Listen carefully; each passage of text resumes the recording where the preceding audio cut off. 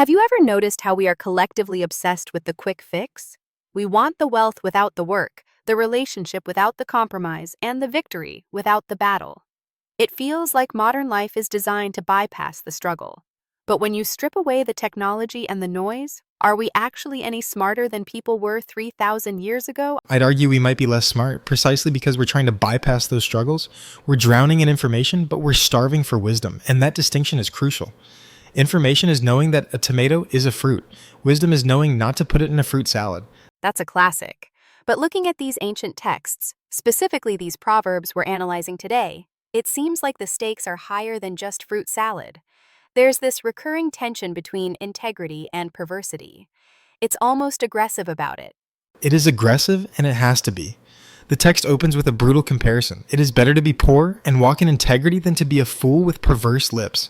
That flies in the face of our current culture, doesn't it? We usually forgive the perverse lips if the bank account is big enough, but the text warns that wealth adds many friends while the poor are separated from theirs. Right. And that sounds incredibly cynical. It sounds like it's saying, money buys loyalty. It's not an endorsement. It's an observation of reality. It's a warning. It says, many will entreat the favor of a ruler, and everyone is a friend to a man who gives gifts. It's holding up a mirror to human nature. If your relationships are transactional, they aren't real. The moment the money stops flowing, those friends vanish like mist. It's contrasting that fragility with the person who has integrity, who is solid, even if they have nothing in their pockets. So it's about the foundation. If you build on gifts and favors, you're building on sand. But let's talk about the sluggard. The text has some hilarious imagery about laziness. Oh, the imagery is fantastic. It describes a man so lazy he buries his hand in the dish, but is too tired to bring the food back to his mouth. It's satire. It's mocking the paralysis of the idle soul. But there is a deeper economic principle there too. The sluggard will not plow by reason of the winter, therefore he shall beg in harvest. That's the opportunity cost concept, isn't it? Exactly. It's saying that discomfort is a prerequisite for survival. If you can't handle the cold of the winter plowing, you don't deserve the warmth of the harvest bread. It connects laziness directly to a deep sleep and eventual hunger. It's not just about being busy, it's about being timely. You have to move when the season demands it, not when you feel like it. Speaking of things we don't feel like doing, let's talk about conflict.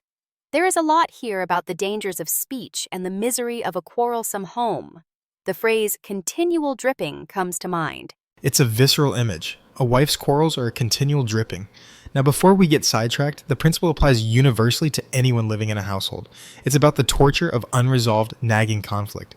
It says, it's better to live in the corner of a housetop or alone in a desert land than in a mansion filled with strife.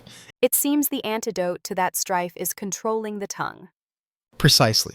Whoever guards his mouth and his tongue keeps his soul from troubles. It also mentions that wine is a mocker. Alcohol and loose tongues are a recipe for destruction. The text suggests that the ability to overlook an offense is actually a man's glory. That's profound. In a cancel culture where we are trained to react to every slight, this wisdom says true power is the ability to absorb an insult and keep moving. That requires a lot of self-control. But here's the part that really trips me up. We talk about discipline, hard work, and controlling our speech. But then the text pivots to this massive idea of sovereignty. There are many plans in a man's heart, but the Lord's counsel will prevail. This is the ultimate paradox of the wise life. You have to work as if everything depends on you, but trust as if everything depends on the divine. That feels contradictory. If the outcome is already decided, why plow in the winter? Because the preparation is your responsibility, the victory is the outcome. Look at the closing image. The horse is prepared for the day of battle, but victory is with the Lord. You still have to prepare the horse. You don't just sit in the stable and pray for a win. You train, you arm yourself, you strategize.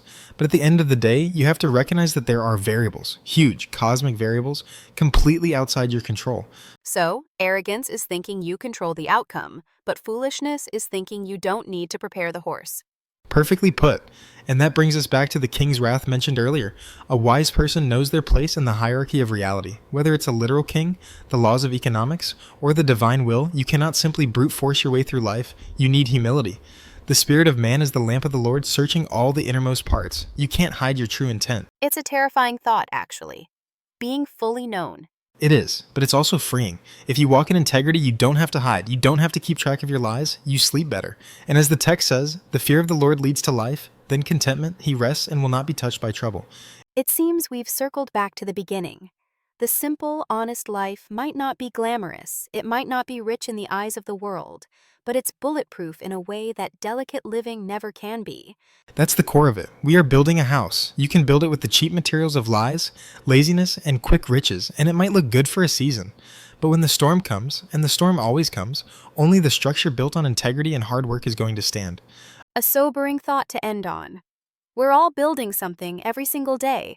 The question is, will it survive the winter? Thanks for listening. If you have been blessed by this, please like, subscribe, and share this joy with others. God bless.